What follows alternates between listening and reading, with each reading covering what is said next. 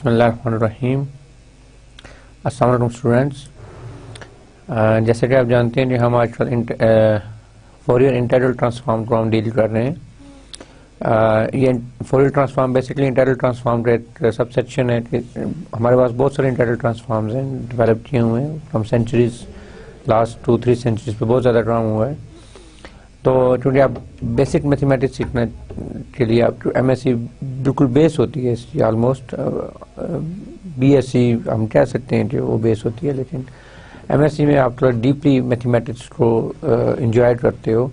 तो उसमें फिर मेरी कोशिश है कि मैं आपको एटलीस्ट 3 टाइप्स की जो ट्रांसफॉर्म्स हैं वो मैं आपको ज़रूर उनसे फेमिलियर करूँ। हालांकि जो मेरा काम था वो ये था कि मैं उन ट्रांसफॉर्म्स को यूज़ करूँ to obtain the solution of partial differential equations, लेकिन ऑफ कोर्स जब हम उनको यूज़ करने के लिए जाते हैं, हम उनको अप्लाई करने के लिए जाते हैं, तो हमें एटलीस्ट ये तो पता हो कि आप एक एलिमेंट्री फंक्शन की लैप्लास या फोरियर या हेंकेल ट्रांसफॉर्म कैसे कैलकुलेट करेंगे। So it is very important कि आपको बेसिक आपको क्लियर होनी चाहिए, ठीक है। तो दैट्स वाई लास्ट लेक्चर में हमने देखा कि मैंने और कोई काम नहीं किया। हालांकि मेरा प्लान था कि मैं कुछ प्रॉपर्टीज भी फोरियर ट्रांसफॉर्म की डिस्कस करूं, लेकिन आई थॉट कि वो जो क्वेश्चन था वो काफ़ी लेंथी हो गया था और फिर मैंने वो छोड़ दिया था उसमें से, ठीक है। और अब मैं कोशिश करूंगा आज के इस लेक्चर में कि हम प्रॉपर्टीज भी पढ़ें, ना सिर्फ प्रॉपर्टीज पढ़ें बल्कि हम जो है solution of partial differential equations की तरफ भी मूव करें, ठीक है। तो लास्ट लेक्चर की जो रिवीजन थी इसमें हमने Fourier transform, inverse Fourier transform और फोरियर साइन ट्रांसफॉर्म और फोरियर कोसाइन ट्रांसफॉर्म हमने पढ़ा था। ये प्रॉपर्टीज वाली बात थोड़ी सी स्ट्रिप हो रही थी, इसको हमने करना है आज।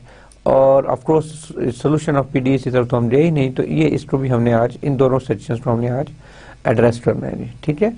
तो जो आज का जो मेरा टॉपिक है, आज का जो मेरा कंटेंट्स हैं लेक्चर्स, टुडेज लेक्चर्स कंटेंट्स जो हैं वो बेसिकली मैं फोकस करूंगा जो फोरियर ट्रांसफॉर्म की जो प्रॉपर्टीज हैं, जो थोड़ा सा काम रह गया था बेसिक फोरियर ट्रांसफॉर्म की, एलिमेंट्री फोरियर ट्रांसफॉर्म्स का, वो कंप्लीट करना है ना सिर्फ। और then I will pay my attention to the solution of partial differential equations using Fourier transform जी। तो आप मेरे साथ साथ रहें।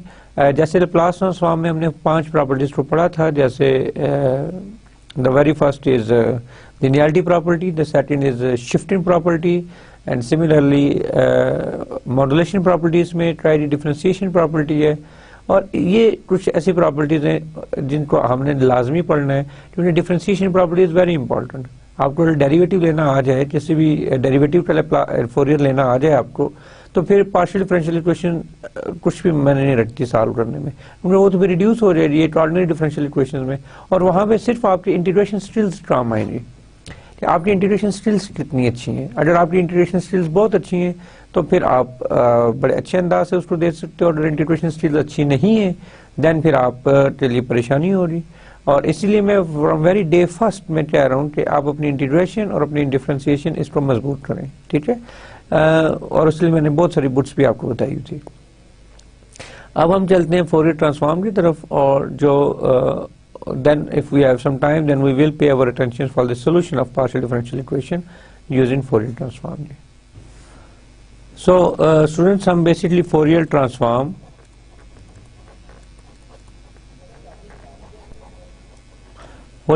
में हम ज़्यादा इंटरेस्टेड हैं। तो Fourier ट्रांसफॉर्म में जो सबसे पहली प्रॉपर्टी है वो है लिनियरिटी प्रॉपर्टी, और ये हमें काफ़ी हेल्पफुल होती है जब हम स्पेशली कोई डिफिकल्ट फंक्शन, जिसमें ऐसे फंक्शन जो ऐड या मल्टीप्लाई हो रहे हों या सॉरी ऐड या सब्ट्रैक्ट हो रहे हों, तो वहाँ भी लिनियरिटी प्रॉपर्टी हमें काफ़ी यूज होता है जी। ये क्या कह रहा है कि मेरे पास एक function Fourier transform of C1 f1 of x plus C2 f2 of x, and this is equals to linearity property जो होती है कांस्टेंट मेरे साइड पे हो जाएगा, and Fourier transform of f1 of x plus C2 Fourier transform of f2 of x. So this is the linearity property. Prove करना है आपने होमवर्क, जैसे लैप्लास ट्रांसफॉर्म की लिनियरिटी प्रॉपर्टी मैंने प्रूव की थी वैसे इसकी प्रॉपर्टी आपने प्रूव करनी है जी। देन चेंज ऑफ स्केल जी, ये इंपॉर्टेंट है, ये लैप्लास में नहीं थी। Change of state is very important, Laplace में और नहीं, लेकिन हमने पढ़ी नहीं। तो चेंज ऑफ स्टेट जो थी यहाँ शायद हमें जरूरत नहीं पड़ी कि if F of alpha is the Fourier transformation of, if capital F of alpha is the Fourier transform of f of x, then the Fourier transform of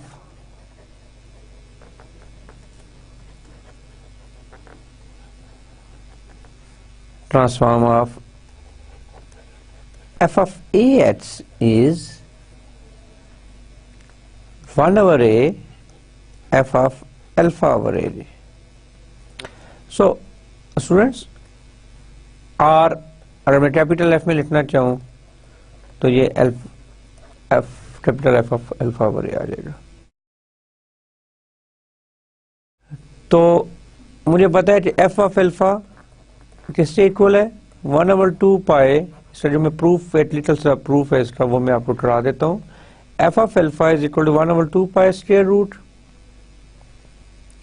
and of course this is equal to minus infinity to plus infinity e raised to the power minus iota alpha x, and f of alpha का किस चीज का transformation है, f of x, तो यहाँ पे आप f of x लिख दोगे, and this is d x, f of alpha is this thing जी, ठीक है। आप इस तरह से इसको ऑब्टेन करते हो। एफ ऑफ अल्फा क्या है, Fourier of f of x, ठीक है ना। तो दिस इज, मैंने जस्ट फार्मूला लिखा है। अब मैं अगर एफ ऑफ ए एक्स का मैं देखना चाहूँ फोरियर ट्रांसफॉर्मेशन, के Fourier transformation of f of A x, तो इसको अगर मैं यहाँ पे सब्स्टिट्यूट करूँ तो minus E raise power iota alpha x, so this is basically nothing but f of ax here dx जी। अब ax जी, ठीक है। और अब यहाँ पे अगर मैं इसको f of x की बजाय f of ax की बजाय f of x देखना चाहूँ तो मैं जस्ट इसको रिप्लेस कर लेता हूँ बाय सेट इन, यहाँ पे मैं लेता हूँ let ax is equal to t, तो a dx इससे इक्वल हो गया dt, तो dx आ गया मेरे पास dt बाई a, तो dx की वैल्यू ये आ गई, तो dx की वैल्यू यहाँ पे सब्स्टिट्यूट करेंगे तो आपका जो फोरियर है ये कन्वर्ट हो जाएगा इसमें, और देखें लिमिट के ऊपर कोई फर्क नहीं पड़ेगा।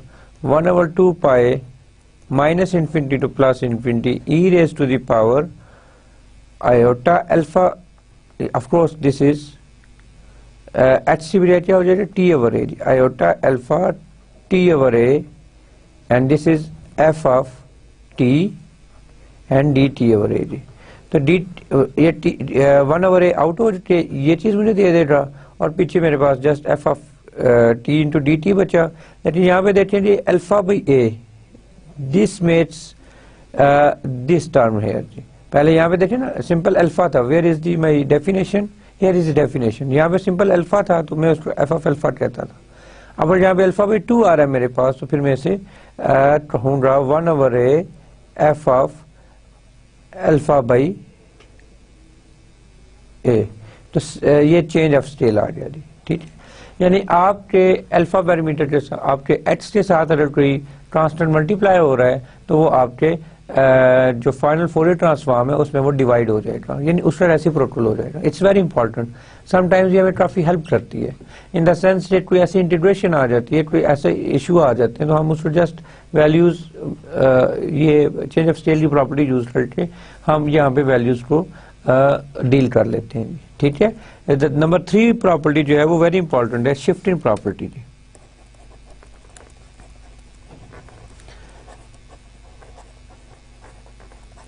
Shifting property basically, if f of x is, f of alpha is the Fourier transform of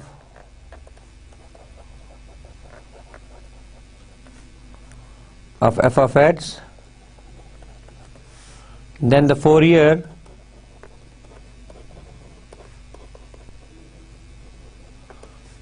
transform of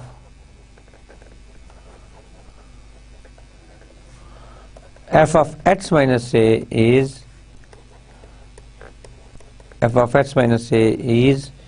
e raised power iota alpha a f of alpha d।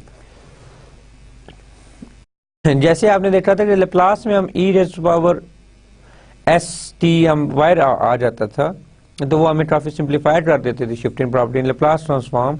Similarly the same methodology shift इस Fourier transform के लिए भी कि अगर आपके पास function में x minus ए है तो जस्ट आप इसको इस तरह लिख सकते हो ई iota alpha A Fourier of f of x, यानी अब एफ ऑफ एक्स फोरियर ए यहाँ पे इसके साथ आ गया अल्फा ए जी। ठीक है, इसका प्रूफ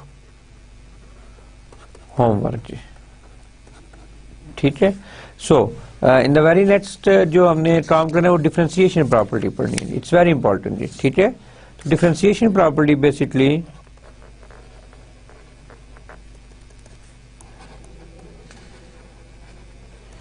डिफरेंशिएशन प्रॉपर्टी ये कहती है, और इसके लिए एक कुछ मैं एजम्पशंस लेता हूँ जी।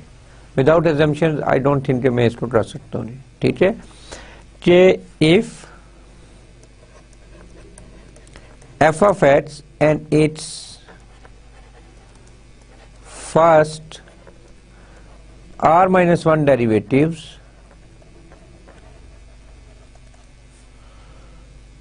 are continuous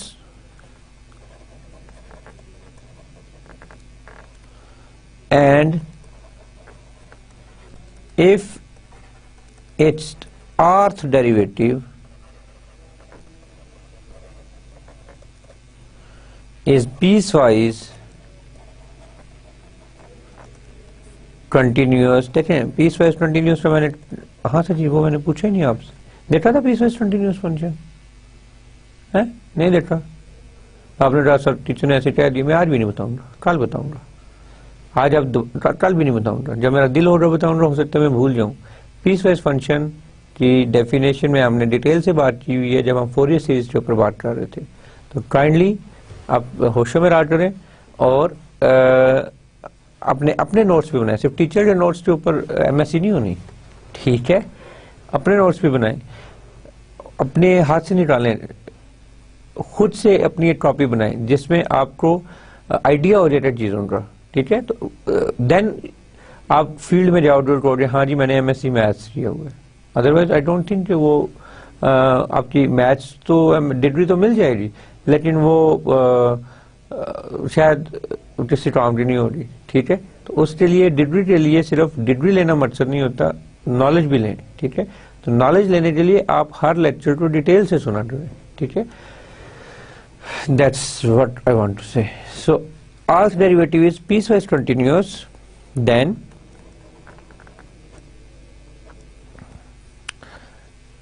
Fourier transform of rth derivative of a function x, this is equal to minus iota alpha power r Fourier transform of f of x। Simple Fourier transform of f of x। Function का rth derivative जो है वो यहाँ पे represent हो जाएगा minus iota alpha r, और simple आपके पास Fourier of f of x बचेगा। प्रोवाइडेड, ये प्रोवाइडेड वाली शर्त बड़ी जरूरी है जी।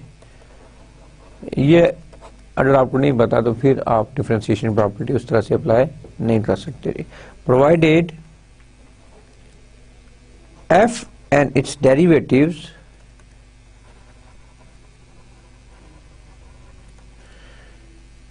Are absolutely integrable।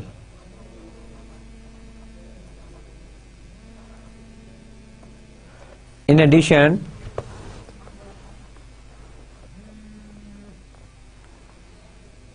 are integrable. So in addition,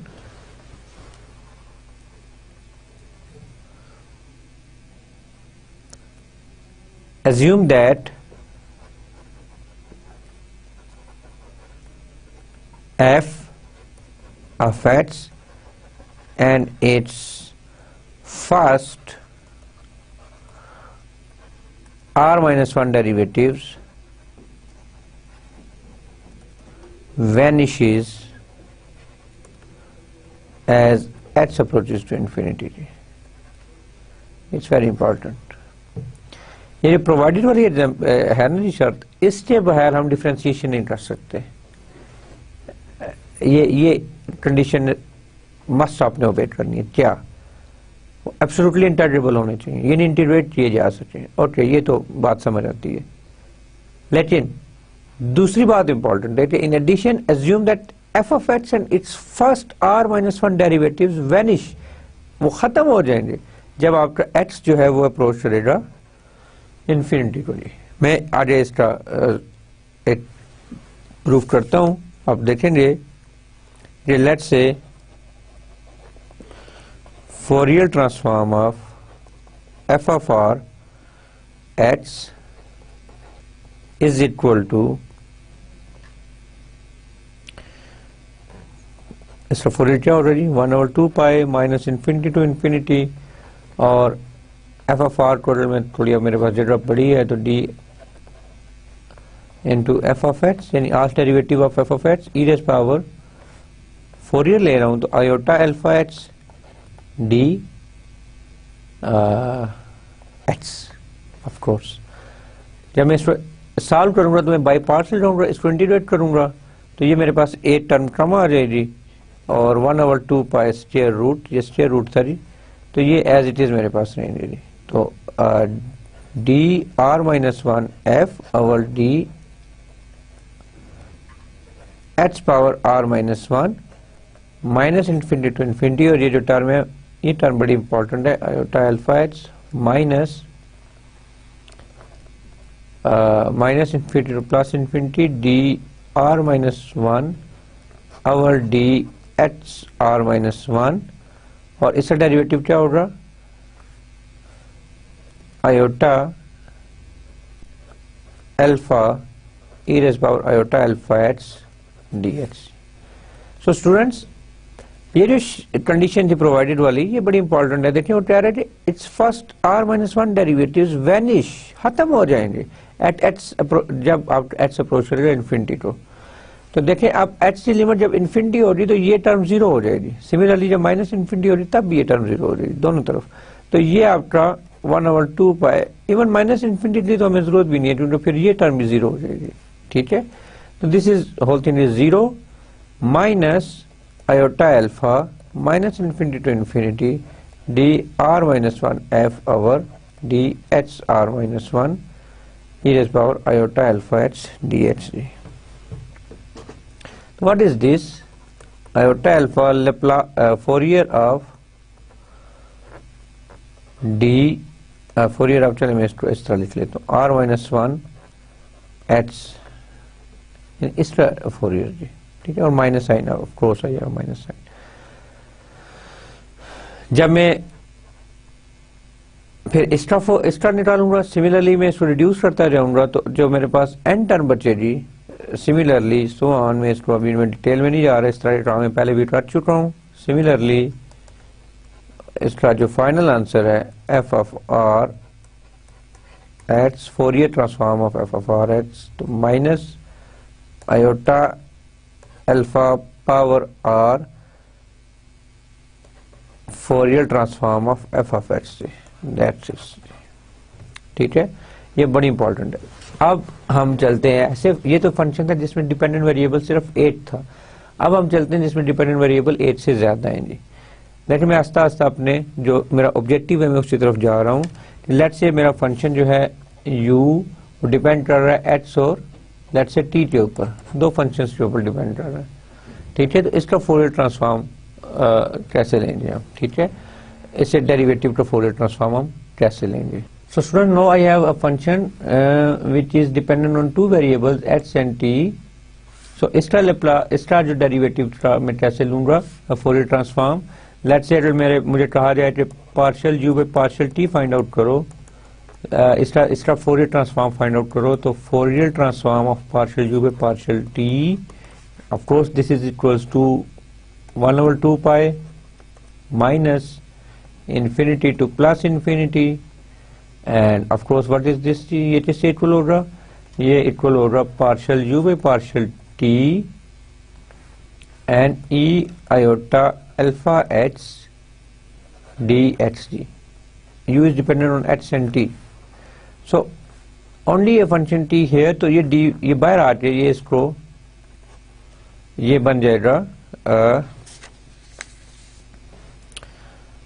क्या बन जाएगा जी, ये d by d t minus infinity to plus infinity u of H t e iota alpha h d x, और डेरिवेटिव को मैं बिल्कुल कंप्लीटली आउटसाइड कर लूं तो 1/2 pi minus infinity to plus infinity u of H t e raised power iota alpha h dx, and what is this? This is the Laplace transform of u of alpha. देखे ना h, अगर इसको मैं लिख लेता हूँ, मुझे बार बार में ये लिखने के Fourier of u of H T, इस ये इक्वल है मेरा u ऑफ अल्फा टी, ठीक है, तो u of alpha T, this means ये ट्रांसफॉर्म शेप है जी u की, ठीक है, D U over D T जी, partial u by partial T, so this is equal to this thing जी। अब मैं इसी तरीके से अगर मेरा जो फंक्शन है u जो डिपेंड कर रहा है h और t के ऊपर, अगर मैं इसका डेरिवेटिव, अच्छा यहाँ पे एक क्वेश्चन पैदा होता है, there is a one major question कि भाई मैंने इसको t के रेफरेंस, तो यहाँ पे भी मैं आयोटा अल्फा t और t कर देता, तो बेसिकली मैं इस चीज में t को ले रहा हूँ टाइम के तौर पे, और time always greater than zero होता है, और जिसकी जो लिमिट है h को मैं डिस्प्लेसमेंट लेता हूँ तो वो minus infinity to plus infinity होती है, तो क्योंकि t ग्रेटर देन जीरो है, सो मैं यहाँ पे इसके लिए नहीं ले सकता, इसकी ट्रांसफॉर्मेशन t के रेफरेंस से नहीं ले सकता, मैं h के रेफरेंस से लूंगा, ठीक है। सो अब देखें partial u by partial h of t, इसका जो फोरियर है ये आप कैलकुलेट करें, तो आप देखेंगे ये क्या बनेगा, partial u by partial h, and this is 1/2 पाई, मुझे लगता है मुझे अगली साइड पे जाना चाहिए था, बहरहाल चलें, partial u by partial h of H t, and this is e iota alpha h dx। अब मैं इस डेरिवेटिव को इंटीग्रल से बाहर नहीं लेके जा सकता, द रीजन इज कि ये h और ये h आपस में इंटरलिंक्ड है, तो मैं फिर इसको सॉल्व करूंगा by parts, solve by parts, जैसे लेप्लास ट्रांसफॉर्म में मैं करता रहा हूं वैसे मैं यहाँ पे करूंगा, तो this is equal to nothing but 1/2 pi square root, and this is equals to, of course ये डेरिवेटिव खत्म हो जाएगा, तो u ऑफ एच टी बन जाएगा u of H t is power iota alpha h minus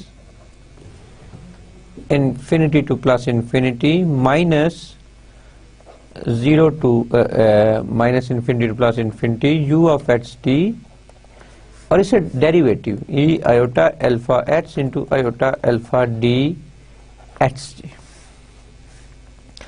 students आप देखो minus infinity put करते हुए जीरो हो जाता है, लेकिन जब h को प्लस इन्फिनिटी पुट करते यानी h अप्रोच करते इन्फिनिटी को, तो मैंने कहा हुआ है कि मेरा u और उससे सारे डेरिवेटिव वैनिश हो जाते हैं, तो जब मेरा at h approaches to infinity तो this whole term is zero जी, ठीक है, ये जीरो लेना मेरी मजबूरी है, अदरवाइज देखिए ये इन्फिनिट आ जाएगा, तो मुझे इसके ऊपर ये रिस्ट्रिक्शन लगानी है, it's I am bound to take this kind of condition, otherwise I will diverge my जो ट्रांसफॉर्मेशन है मैं डाइवर्ज कर जाऊंगा उससे, तो ये माइनस आयोटा अल्फा को बाहर ले लिया, तो minus infinity to infinity u of H t and e iota alpha h dx।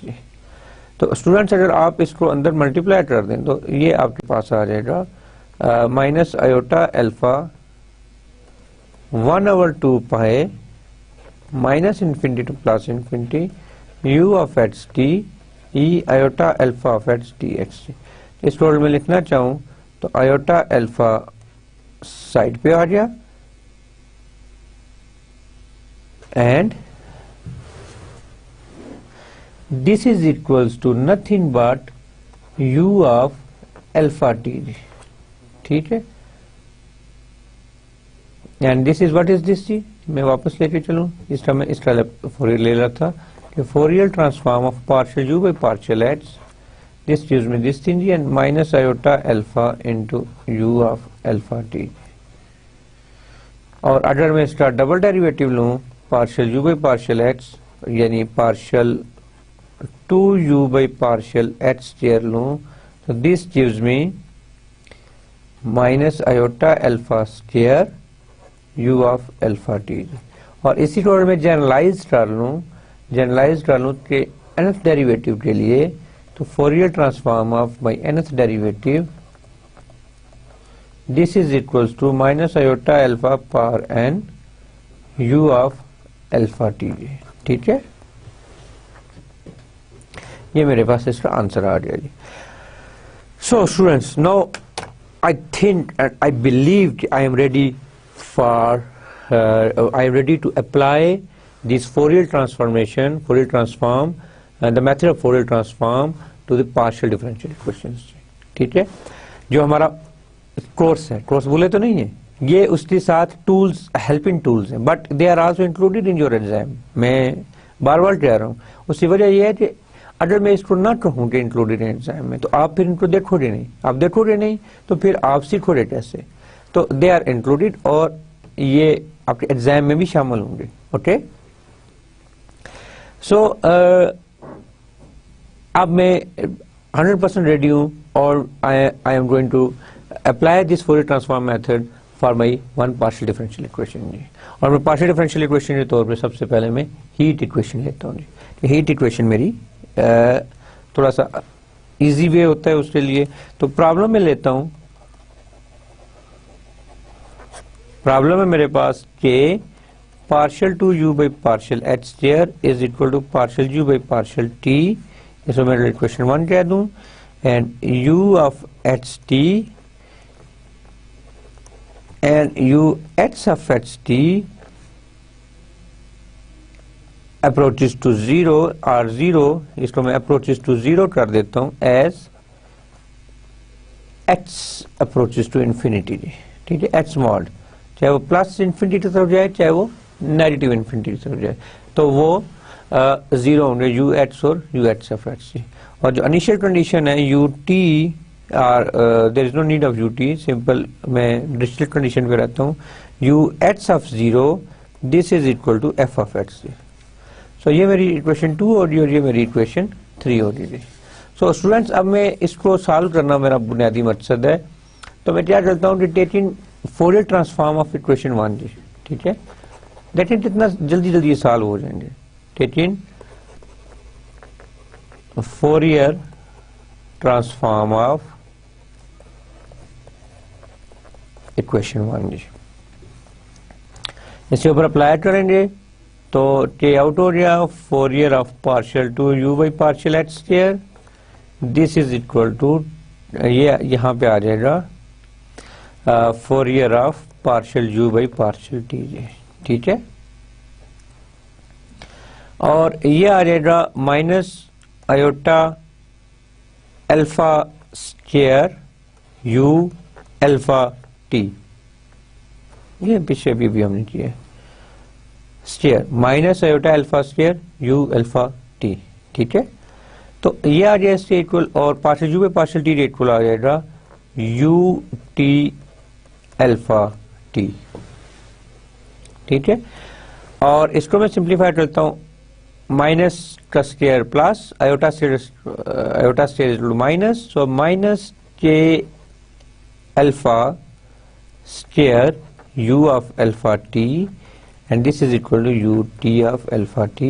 इस टोटल में एक साइड भी लिखूं तो ये मेरी एक ऑर्डिनरी डिफरेंशियल इक्वेशन बन गई, plus k alpha square you of alpha t is equal to 0 and I can write in this way. आपको बिल्कुल सही शेप में नजर आई कि ऑर्डिनरी डिफरेंशियल इक्वेशन है इज इक्वल टू 0, ये एक ऑर्डिनरी डिफरेंशियल। अब इस इक्वेशन को सॉल्व करना तो आपके बाएं हाथ का खेल है ना, आपने ये काम बीएससी से करते आ रहे हो और इससे पहले भी मैंने बहुत सारी चीजों में कराया है। तो इसका सोल्यूशन क्या होगा, u is equal to of course नहीं पता, ये देखें d plus k alpha square is equal to 0 लें तो d की वैल्यू माइनस के अल्फा स्क्वायर, तो a e raise to the power minus के अल्फा स्क्वायर टी के रेफरेंस से आप कर रहे हो ना, टी के रेफरेंस से कर रहे हो। तो ए की वैल्यू आप कैसे इवेल्युएट करोगे? ए की वैल्यू आएगी आपके पास कंडीशन 3 से। कंडीशन 3 मुझे कह रही, कंडीशन 3 का पहले मैं फोरियर लूंगा। जब मैं इसका फोरियर लूंगा, applying taking Fourier transform of condition 3, taking Fourier transform of equation 3, तो u of alpha 0 this becomes F of alpha. F of x में ट्रांसफॉर्मेशन को कैपिटल एफ ऑफ अल्फा से राइट कर देता हूँ, और u की ट्रांसफॉर्मेशन को अल्फा और 0, t 0 है तो वहां पे भी 0 है। अब this is equal to u alpha t जी, ठीक है, ये अल्फा टी के इक्वल था। तो अब मैं जब t की वैल्यू 0 लूंगा, तो पहले मैं u ऑफ सोल्यूशन जो मैंने ऑब्टेन किया है, u of alpha T this is equal to a e raise power minus के अल्फा स्क्वायर t था। तो at t is equal to 0, तो ये जो राइट हैंड साइड ये एफ ऑफ अल्फा हो जाएगी left hand side, and this is a, तो a की वैल्यू मेरे पास आ रही एफ ऑफ अल्फा जी। जब a की वैल्यू आ रही है एफ ऑफ अल्फा, तो मैं यहाँ पे सब्स्टिट्यूट कर दूंगा, या इवन इसी इक्वेशन में सब्स्टिट्यूट बैक, तो मेरे पास u ऑफ अल्फा टी आ गया F of alpha E raise power minus के अल्फा स्क्वायर टी। ये आ जाएगी मेरे पास final solution of that ordinary differential equation. But is it our final? My answer is no, क्योंकि ये तो अल्फा में है, फोरियर ट्रांसफॉर्मेशन ली हुई है। अब हम इसी इनवर्स फोरियर ट्रांसफॉर्म लेंगे, ठीक है, हम बैक जाएंगे, इसका बिल्कुल उलट चलेंगे सिस्टम, और हम जब तक u ऑफ एक्स टी में नहीं आते तब तक हम चैन से नहीं बैठेंगे, ठीक है। Taking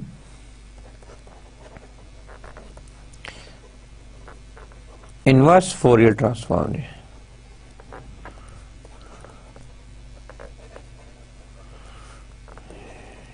u of x t is equal to 1/2 pi minus infinity to infinity, ये सारा फंक्शन है, ठीक है। F of alpha E raise power minus के अल्फा स्क्वायर टी और e raise power minus iota alpha x. Remember ये उसका colonel है फोरियर ट्रांसफॉर्म का, ये तो आएगा, तो डी अल्फा, ठीक है। और अब मैं फिर स्टार्ट हो गया, अब मैं क्या करूं? ये देखिए, अब ये 3 इंटेग्रल आ गए, ठीक है, इसमें भी अल्फा इन्वॉल्व है, इसमें भी अल्फा इन्वॉल्व है, और इसमें भी अल्फा इन्वॉल्व है। How to deal with this? एक तो मेथड मैंने पिछले एग्जांपल में किया था कि मैं किसी तरह उसको सिंप्लीफाई करता हूँ, फिर डेरिवेटिव लेता हूँ और फिर आंसर मेरे पास आ जाता है फंक्शन। अब यहाँ पे वो नहीं कर सकता। The reason is I have f of alpha, और एफ ऑफ अल्फा जो है वो अननोन है, लाइक वो कोई भी फंक्शन हो सकता है अल्फा का, ठीक है, तो वो चीज तो इस पे एप्लीकेबल नहीं होगी। देन आई रिमेंबर कि मैंने लेप्लास ट्रांसफॉर्मेशन में, लेप्लास ट्रांसफॉर्म मेथड में मैंने कन्वोल्यूशन थ्योरम पढ़ा था, ठीक है। सो अब मैं कन्वोल्यूशन थ्योरम यहाँ पे अप्लाई करूंगा। मैं यहाँ पे थोड़ा सा हिस्ट्री लिख भी देता हूँ कि the product form suggests the use of convolution if the Fourier transform of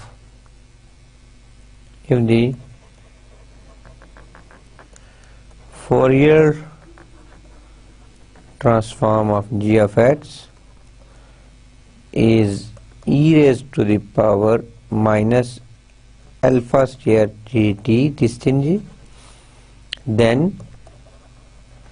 g of x will be given by, मैं g of x को मैं डायरेक्टली यहां से लिख लूंगा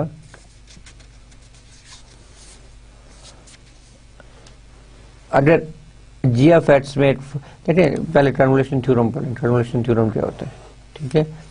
मेरे पास एक g ऑफ x फंक्शन है और एक f ऑफ x फंक्शन है। इसकी फोरियर मुझे पता है, फोरियर नहीं, हाँ जी, फोरियर g अल्फा, इसका फोरियर f अल्फा, ठीक है। अब ये आपस में मल्टीप्लाई हुए हैं, ठीक है। तो इसका जो कन्वोल्यूशन थ्योरम वो मुझे कहता है कि this is equal to 1/2 pi f star is g, same procedure, minus infinity to plus infinity, f of u g of t minus u du जी, जैसे हमने टर्म उसके लिए काम किया था लैप्लास के लिए, वैसे ही यहाँ पे भी काम करेंगे।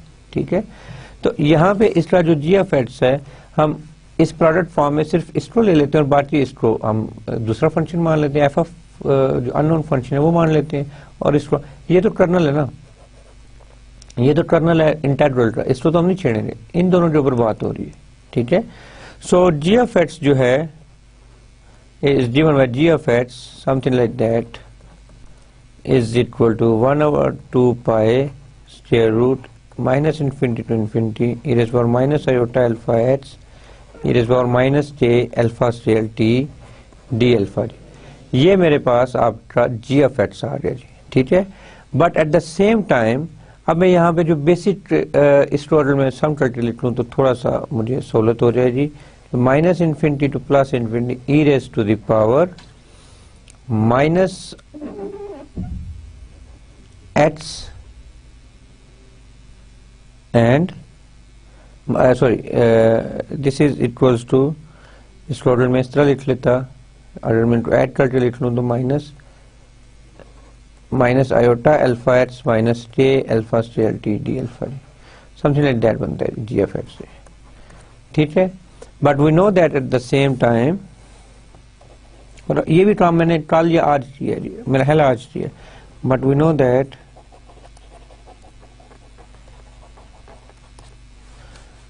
Minus infinity to plus infinity e raise to the power minus a h square minus 2b h, और याद रखें मैंने इसको कंप्लीट स्केल कर लेता हूँ, और this is equals to square root of pi over E raise power minus B square over ए जी। ये कैसे करना है, ठीक है, मैंने अभी भी हिंट भी दिया है और मैं इसको आपके लिए छोड़ता हूँ होमवर्क के तौर पर। ठीक है, this thing is equal to this thing जी। ये काम मैंने आज किया, आज या कल के लेक्चर में ये काम, ये इंटीग्रेशन मैंने की हुई है जी। ठीक है, सो बहरहाल मैं आपको होमवर्क देता हूँ। सो ए, अब इसको अगर मैं कंपेयर करूं अपने इस इंटीग्रल के साथ तो फिर मेरी ए की वैल्यू जो आती है वो आती है के टी एंड बी की वैल्यू आती है आयोटा एक्स बाई 2, देयरफॉर जो मेरा जी ऑफ एक्स होगा this is equal to 1 over 2 pi square root of pi divided by K T and E raise to the power iota X over 2 square over K T.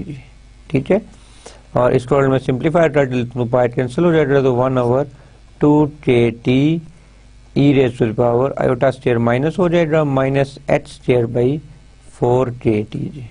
ठीक है, तो ये मेरा जी F x आ गया जी।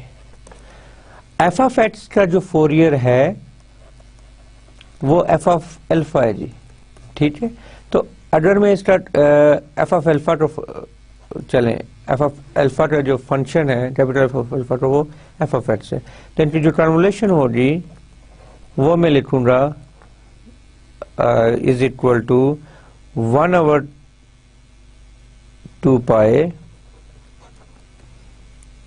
बल्कि जो देखे ना एक ये है और एक ये, इन दोनों की फॉर्मूलेशन लिखने जा रहा हूँ मैं। ठीक है, और ये तो साथ में मल्टीप्लाई हो रहा है, तो this is equals to, sorry, तो यहाँ पे जब मैं सब्स्टिट्यूट करूंगा, मैं बजाय पहले वो एक स्टेप में शिफ्ट करना चाहता हूँ, मैं यू ऑफ एच टी की वैल्यूज में यहाँ पे सब्स्टिट्यूट कर दूंगा। ठीक है, तो ये it gives me U of H T, this is equal to 1 over 2 pi F of alpha, और G of X this is capital F of alpha, G of sorry F of alpha G of X minus alpha D alpha D, ये मेरे पास आ जाएगा, और ये इसको मैं solve करूंगा u of x t 1 over 2 pi square root minus infinity, just मैंने देखें जी ऑफ एक्स कैलकुलेट किया हुआ है, एफ ऑफ एल्फा मेरे पास मौजूद है, तो f of alpha this is nothing but e raise to the power minus x square over 4 k t divided by 2 k t square root and d alpha d. ठीक है, और of course ये x minus alpha है तो फिर मुझे H को replace करना पड़ेगा एच माइनस अल्फा के साथ। तो ये मेरे पास आ गया। इसको सिंप्लीफाइड करके लिखें तो ये आ जाएगा मेरे पास एक स्क्वायर रूट में 1/2 square root of pi j t minus infinity to infinity. इसका स्केल कंप्लीट करें तो ये f of alpha into e raise power minus h minus alpha whole square over 4kt d alpha D, ये आ गया मेरे पास। अब मैं इस पर z की आंसर दूं और f ऑफ ई रेज़ पर माइनस z स्क्वायर में ले जाऊं, यानी आगे मैं इसके साथ खेल सकता हूं। तो मैं आपको यहाँ तक लाना मकसद था कि अब अगर मेरे पास f ऑफ अल्फा नाउन हो तो मैं जस्ट इसको इंटीग्रेट करूंगा और अपना जो फाइनल आंसर है उसकी तरफ आपको लेके चलूंगा जी, ठीक है। यानी इसमें अब अननोन क्या चीज़ आएगी मेरी। देखिए मैंने जनरल क्वेश्चन उठाया था पार्शियल डिफरेंशियल इक्वेशंस का, इसमें मैंने इनिशियल कंडीशन को f ऑफ x रखा था और यहाँ पे देखिए मैंने स्मॉल f और कैपिटल F में कोई फर्क नहीं रखा।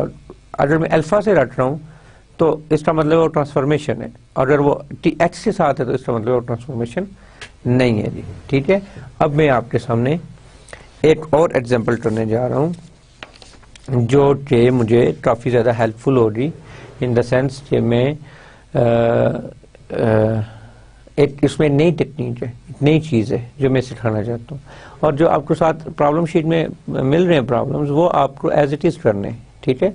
उसका आपका उसके साथ यानी कि जो मुश्किल काम है वो मैं करा देता हूँ यहाँ पर। एज इट इज़ करने से मुराद ये है कि आपने उनको रिपीट करना है और बार बार करना है, 1 2 3 4 जितने भी मैं आपको उसके साथ प्रॉब्लम शीट में क्वेश्चन दे रहा हूँ आप काइंडली उनको कीजिए, वो इंक्लूडेड है आपके एग्जामिनेशन में, ठीक है।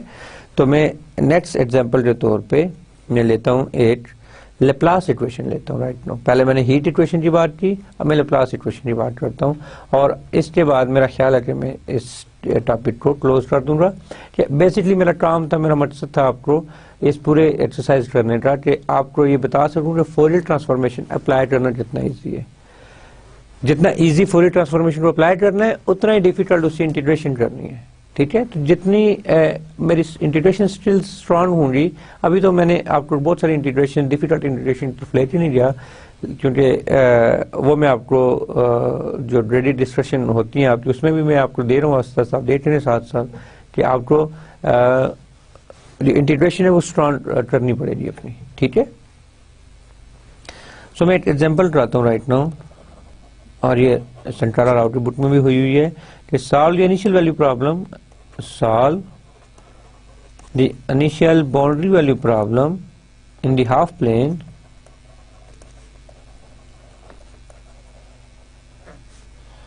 y is greater than 0 described by u(x(x) plus u(y(y) is equal to 0। Half plane का मतलब यह है कि आपका जो काम है वो इस प्लेन में हो रहा है, आपका जो एरिया ऑफ इंटरेस्ट है वो ये प्लेन है y ग्रेटर देन 0, ये हाफ प्लेन का मतलब है, ठीक है। और अगर x ग्रेटर देन 0 का मतलब हो तो फिर उस तरफ, और जिस तरह से भी वो वैल्यू दी गई हो उस तरह से, यानी ये आपका ज्योमेट्री ऑफ द प्रॉब्लम है, ठीक है। और x वेरी कर रहा है मेरा -∞ से +∞ तक, ठीक है। और मेरी जो इनिशियल कंडीशन है u of x 0, of course now it is not an initial condition, ये आपकी बाउंड्री कंडीशन है। u of जब y 0 हो रहा है तो मेरा फंक्शन f of x हो रहा, इसको मैं 2 कह देता हूँ। और u is bounded as y approaches to infinity, यानी ये ऊपर जा रहा है लेकिन मेरा जो u है u of x y वो बाउंडेड हो जाएगा for y approaches to infinity के लिए। And u and partial u by partial x they are equals to 0 as x approaches to infinity जी,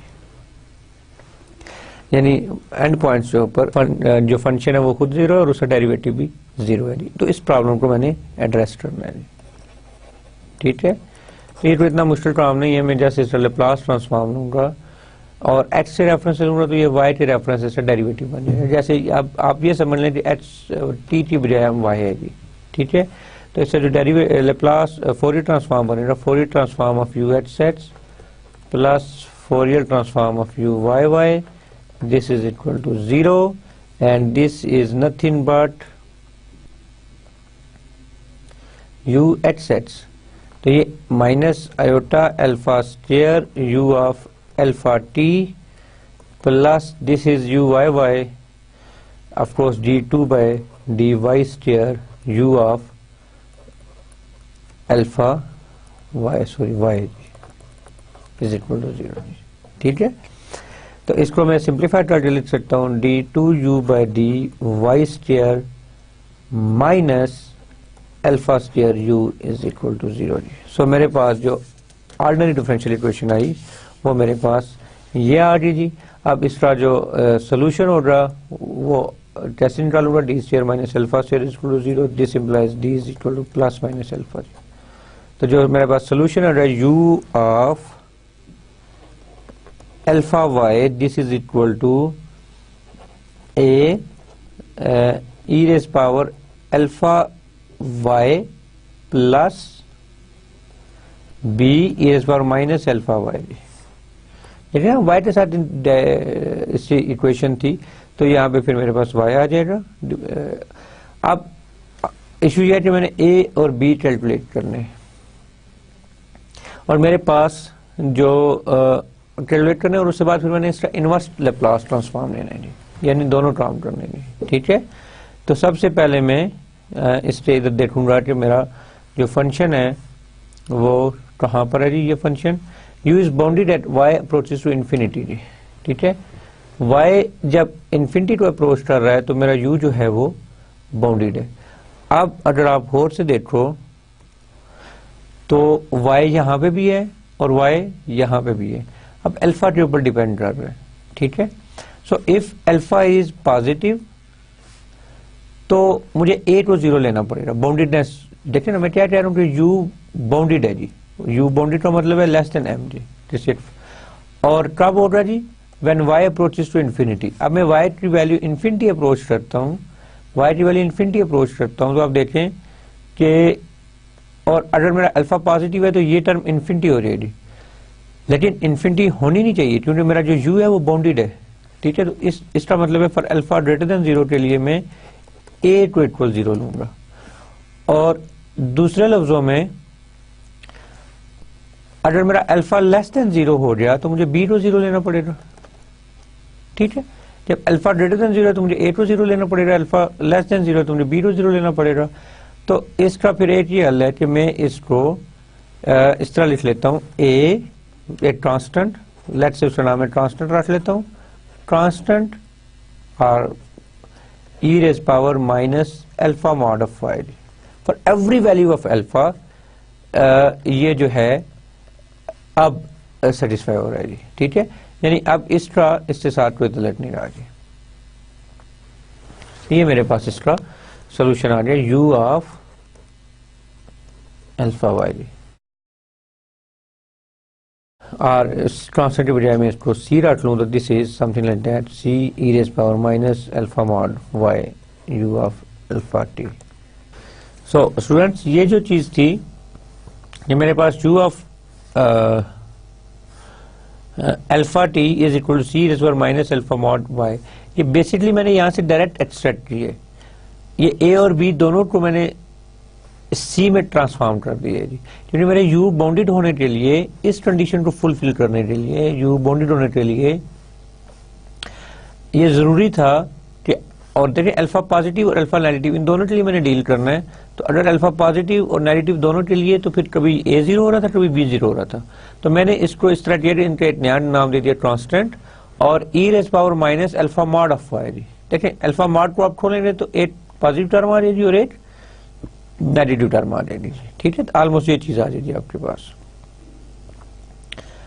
अब ये चीज फंक्शन आ गया आपके पास u of alpha t is this thing, but you are left with one bounded condition. ये जो bounded of course ये बाउंडेड कंडीशन थी, u of h 0 f of h. तो taking Fourier transform of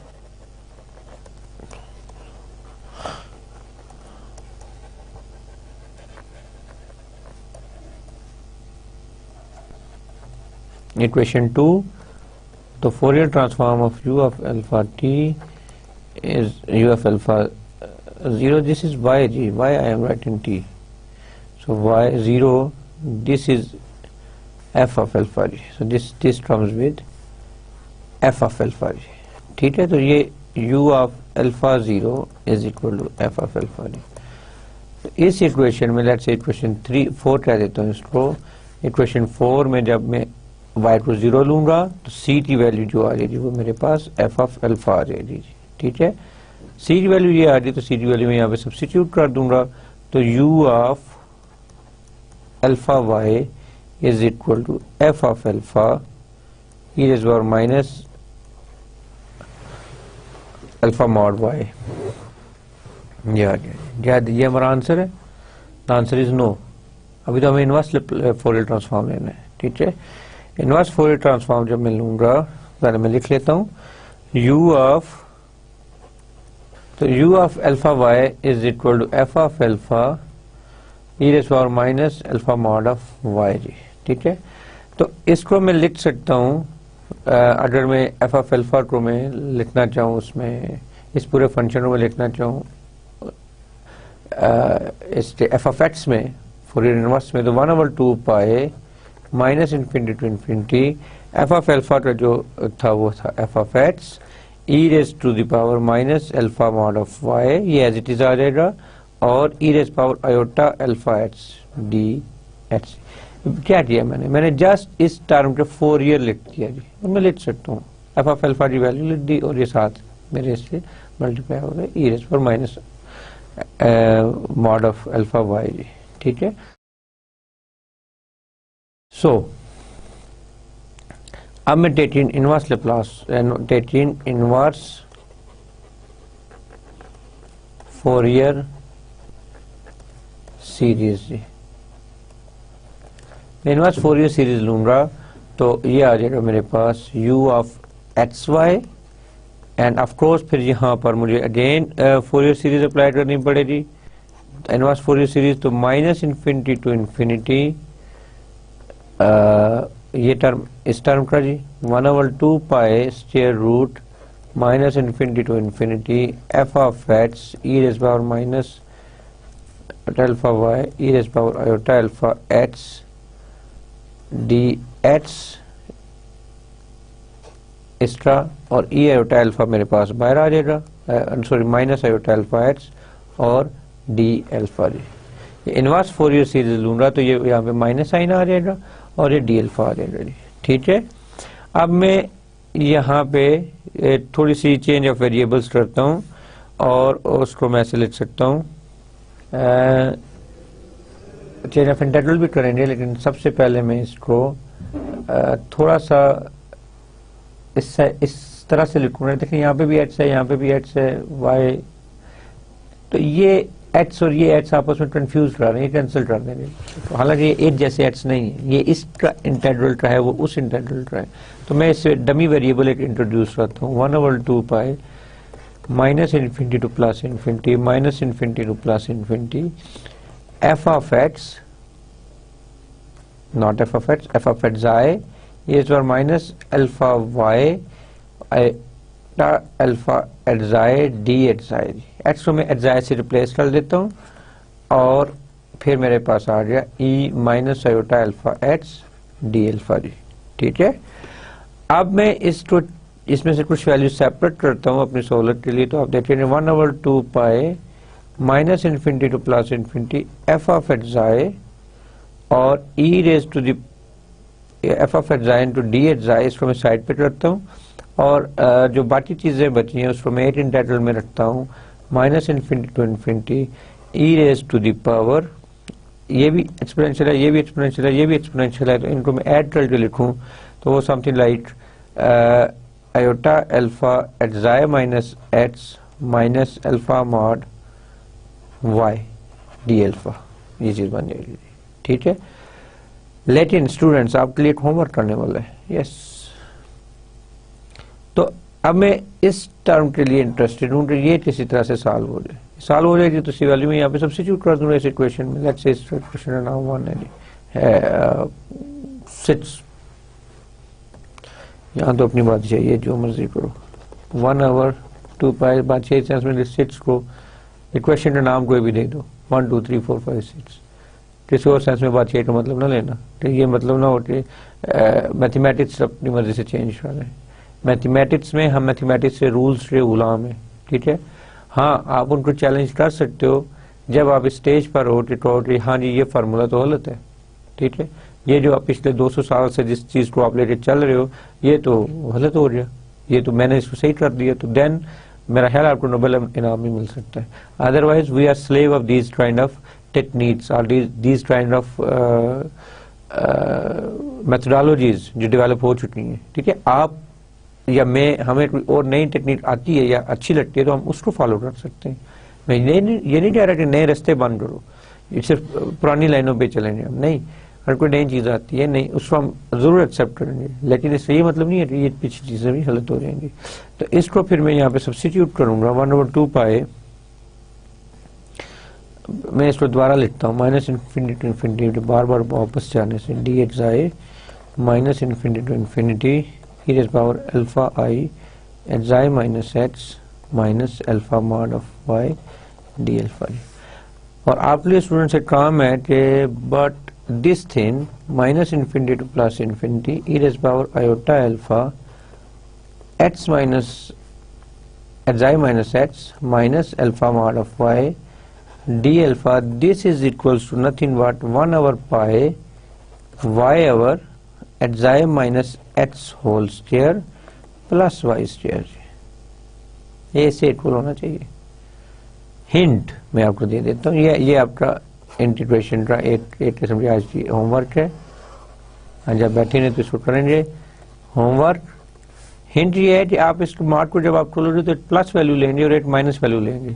plus value कब लेते हैं, इस interval को आपको ब्रेक करना पड़ेगा, ठीक है। इंटरवल को ब्रेक करेंगे तो प्लस वैल्यू आएगी, नेगेटिव वैल्यू आएगी, और देन उसके बाद आप अल्फा के रेफरेंस से इसको इंटीग्रेट करेंगे, ठीक है। और बाकी हर टर्म इसकी वो आ जाएगी एज ए कांस्टेंट ट्रीट होगी, ठीक है। आपके पास आखिरी जो आंसर बचेगा वो ये चीज बच जाएगी, और इसकी वैल्यू फिर मैं यहाँ पे सब्स्टिट्यूट करता हूँ, तो this is nothing but 1/2, this is I think it is 1/2 pi जी, 1/2 pi is equal to this thing जी, ठीक है। 1/2 pi is equal to this thing, तो यहाँ पे फिर मेरे पास इसकी वैल्यू ये भी ले लिया था, तो यहाँ पे मेरे पास आ गया minus infinity to infinity F of X I D x I into 1/पाई Y over X I minus X whole square plus Y square, and that's it. ये सारे रूल सॉल्व कर लिया, ये आ गया 1/पाई बाहर आ जाएगा और इवन वाई भी बाहर आ जाएगा, क्योंकि डी एक्स आई से आप शुरू कर रहे हो। F of X I D x I divided by x I minus x whole square plus y square। If you know the value of f of x I, तो आपने जस्ट इसको integrate करना है और आपके पास u of x y आ जाएगा। देखिए ना यहाँ पे x I के ऊपर लिमिट अप्लाई हो जाएगी and you are left with only h and y D, ये आपके पास h and y में सोल्यूशन आ गया। This is the final solution जी, ठीक है। अगर f of x I की value for example sine of x I है तो फिर इसको आपने इंटीग्रेट करना है, f of X I value constant है तो फिर भी आपने इसको इंटीग्रेट करना है, यानी आगे आपका एफ ऑफ एक्स आई पे डिपेंड करता है, वो मैं कुछ भी दे सकता हूँ, ठीक है। तो अपनी इंटीग्रेशन को स्ट्रॉन्ग करें, otherwise you will be in trouble जी। अब मैं नेक्स्ट एक्सरसाइज के तौर पर मैं थोड़ा सा हिंट आपको देता चलूँ, और उसके बाद फिर हम आपको बताएंगे कि किस तरह से आप मैं आपको लेप्लास मैं आपको फोरियर ट्रांसफॉर्म उसके ऊपर अप्लाई करके दिखाऊंगा, और देन आप उसको खुद सॉल्व करोगे जी। मैं जस्ट हिंट देता हूँ आपको जी। मैं एक एग्जांपल लेता हूँ, u of h x of x y plus u of y y into x y, this is equals to 0। So इसकी जो कंडीशंस हैं, bounded condition, this is equals to F of x, u is bounded when y approaches to infinity, u and partial u by partial h both vanish हो जाते हैं when as h approaches to infinity। इससे जब आप Laplace transform Fourier transform लोगे तो of course आपके पास जो इक्वेशन बनेगी वो कौन सी बनेगी? Second order ordinary differential equations बनेगी। मैं लिख देता हूँ, हिंट है ना, मैं सारा तो नहीं सॉल्व कर रहा। सेकंड ऑर्डर ओडीई बनेगी आपके पास। इसके बाद सेकंड ऑर्डर ओडीई में फिर आप जो कांस्टेंट्स रहे आपके पास ए और बी, आप वाई टी रेफरेंस से बनेंगे तो वाई टी रेफरेंस से आपके पास ये दो कंडीशंस हैं। इन दोनों कंडीशंस को यूज करते हुए आप वैल्यूज असाइन करोगे अपने कांस्टेंट्स को, कांस्टेंट्स आ जाएंगे तो फिर आपने उसका इनवर्स भी लेना ऑलरेडी, ठीक है। और इनवर्स लोगे तो फिर जब आप उसको इंटीग्रेशन करते हुए जाओगे तो ये दोनों आपके लिए काफी हेल्पफुल होंगे। U and partial vanishes at x approaches to infinity, तो आपका सफर आसान होता रहेगा, ठीक है। आप ये ट्राई करें, अगर ना होगा तो इंशाल्लाह आप अपने कोऑर्डिनेटर को बताएं, वो आपको ये सॉल्व कर देंगे। या हो सकता है कि इससे मिलता जुलता सवाल मैं आपको अगले लेक्चर में करा दूँ जी, ठीक है। तो कल तक के लिए स्टूडेंट्स मैं आज अपना लेक्चर यहाँ पे स्टॉप करता हूँ। आज हमने बेसिकली क्या काम किया है, हमने फोरियर सीरीज, फोरियर ट्रांसफॉर्मेशन को देखा, हमने उसकी प्रॉपर्टीज पढ़ी और फिर हमने डायरेक्ट अप्लाई किया पार्शियल डिफरेंशियल इक्वेशंस के ऊपर। मैं ऑर्डिनरी डिफरेंशियल इक्वेशंस के ऊपर नहीं गया, मैं पार्शियल डिफरेंशियल इक्वेशंस के ऊपर गया और मैंने उसका सोल्यूशन देखना चाह रही, ठीक है। पार्शियल डिफरेंशियल इक्वेशंस रिड्यूस हो जाती है मेरी ऑर्डिनरी डिफरेंशियल इक्वेशंस में, और ऑर्डिनरी डिफरेंशियल इक्वेशन को मुझे सॉल्व करना आता है। और देन इम्पॉर्टेंट थिंग, बाकी सारी बातें कोई नहीं है, इम्पॉर्टेंट थिंग इज आपकी इंटीग्रेशन कैसी है, आपकी इंटीग्रेशन जैसी है, आपकी इंटीग्रेशन जैसी है। मैं 3 दफा कहूँगा तो फिर जाके आप बैठो, इंटीग्रेशन स्ट्रॉन्ग करो, अदरवाइज पेपर में आपके लिए मसला पैदा होगा, ठीक है।